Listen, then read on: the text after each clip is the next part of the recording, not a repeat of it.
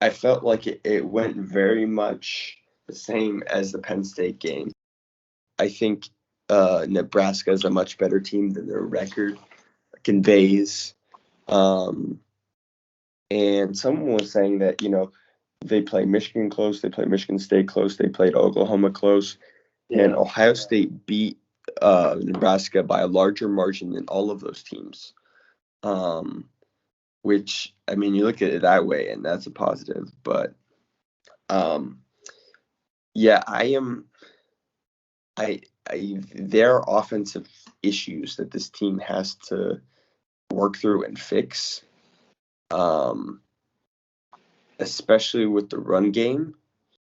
Um, yeah, as well as I think this was this C.J. Stroud's worst game, or besides the Tulsa game was pretty bad too, though. You think this was C.J.'s worst game? I think the last couple of weeks he's struggled because the offensive line hasn't protected him.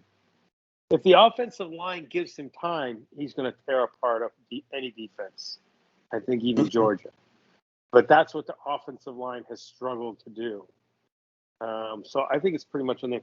And what's interesting is everybody talks about the Luke Whippler, and the line, and Paris Johnson. They started out. I think DeJuan Jones wasn't feeling well or something like that. So Mumford moved from guard to tackle. So they got people moving around on the offensive line for the last 8 games. Harry Miller hasn't been in playing center, and he's supposed to be playing center. So Luke Whippler really is a second string center, but Harry Miller has been injured all year. So Yeah. I think he's frustrated. So I don't think we're seeing the offensive line we're supposed to be seeing. What I'm not sure about is what I've asked before. Ryan Day, his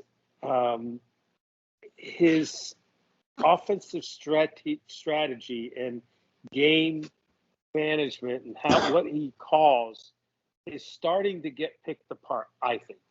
Defenses and defensive coordinators are figuring it out a little bit. And, he threw the ball over 50 times in that game and only ran it 20. But at the same time, superimposed on all of that is these are 18 and 19-year-old kids. I mean, Travion Henderson's getting beat on. He's only 18 fucking years old.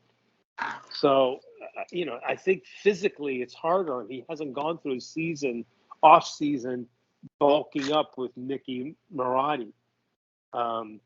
I think C.J. Stroud's getting banged up a little bit. He took a shot to his throwing side. I think that hurt a little bit, and I think you saw that with some of his throws. He was so focused on Olave on a couple of killers that he was double covered, sometimes triple covered. I'm like, why are you throwing him? But then you saw moments where Marvin Harrison didn't go the right direction, but more importantly, Julian Fleming did. Yeah.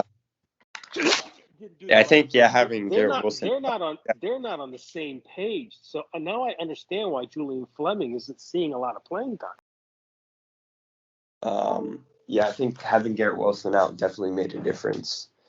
But it's if you told me after that Oregon game that in the Nebraska and Penn State games, the defense was going to win the game for them and the offense was going to struggle, I would have told you you're crazy.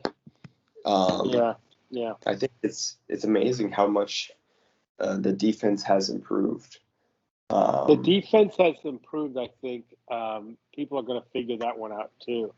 But I do think they still lack a defensive coordinator that's on the level that they can get. I don't think Kerry Combs was it. I don't think Matt Barnes is it either.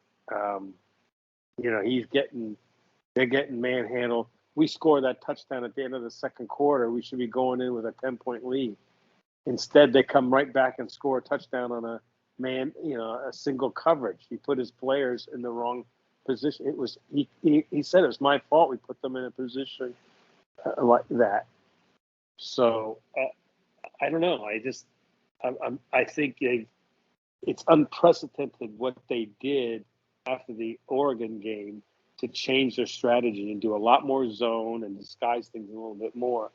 But there are enough young, up and coming defensive coordinators out there that they should be able to get someone good.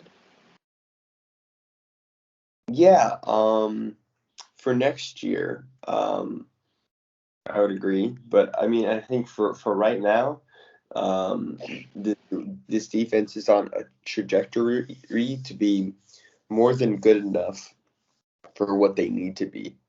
You think? And yeah, I think so. I think Nebraska is the second best defense or offense in the Big Ten. To give up 17 points to them, I think is very good. Yeah. Um, their field goal kicker was Shankopotamus twice. I mean, yeah, if you were to tell me that, we get into the red zone as much as we did the last two games and only get field goals out of them, that's disappointing. So I wonder if people are starting to figure out Ryan Day on that. But then again, at the same time, it's the offensive line. Why aren't they just taking these massive offensive linemen and going straight ahead and just plowing people? yeah. I don't know. It's definitely something I have to work through. And I would expect that would be an emphasis for the Purdue game this I'm next worried week. about the Purdue game. We are 4-10. I think if it was at West, 4-6. Oh yeah, go ahead. I think if it was at West Lafayette, I would be more worried. But honestly, I think this is going to be. I think it could be a close game, like the past two games have been. But I think this is going to be more of a get right kind of game before the two monster games at the end of the season. Why are we having these two monster games the last 2 years at the end of the season? Huh? The last 2 years we've had these two monster games at the end of the year. Until 2019 we did. I don't think in 2020 did we? Yeah, we played Penn State just before we played Michigan. That was in 2019. No, not 2020. Not in 2020. Yeah, you're right. But no, I don't remember a last.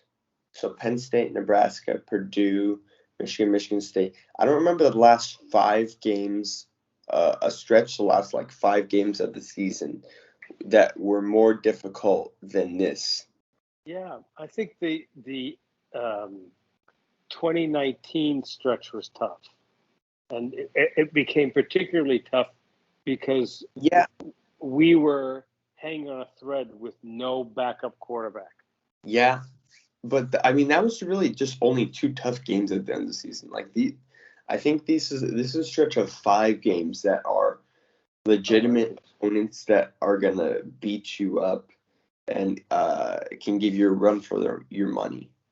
That's probably true.